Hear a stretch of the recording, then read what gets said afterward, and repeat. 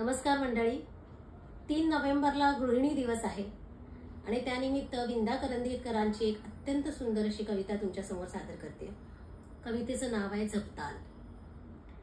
ओचे बांधून पहाटे उठतेस तेव्हापासून झपाझप वावरत असतेस। कुरकुरणाऱ्या पाळण्यामधून 2 डोळे उमलू लागतात आणि मग इवल्या मोदक मुठीतून तुझ्या स्तनांवर बाळसे चढते। उभे नेसून वावरत असतेस, तुझ्या पोतेराने म्हातारी चूल पुन्हा एकदा लाल होते आणि नंतर उगवता सूर्य दोरीवरील 3 मुतेले वाळवू लागतो, म्हणून तो तुला हवा असतो। मधून मधून तुझ्या पायांमध्ये माझी स्वप्न मांजरासारखी लुडबुडत असतात। त्यांची मान चिमटीत धरून तू त्यांना बाजूला करतेस, तरी पण चिऊ काऊच्या घासामधील एक उरलेला घास त्यांनाही मिळतो।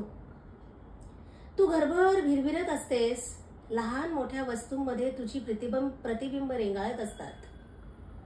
स्वागतासाठी सुहासिनी असतेस, वाढताना यक्षिणी असतेस, भरवताना पक्षिणी असतेस, साठवताना संहिता असतेस, भविष्याकरता स्वप्नसखी असतेस।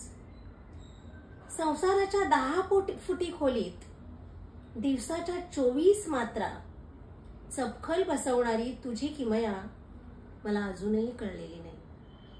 कशी वाटली कविता नक्की सांगा मला। नमस्कार।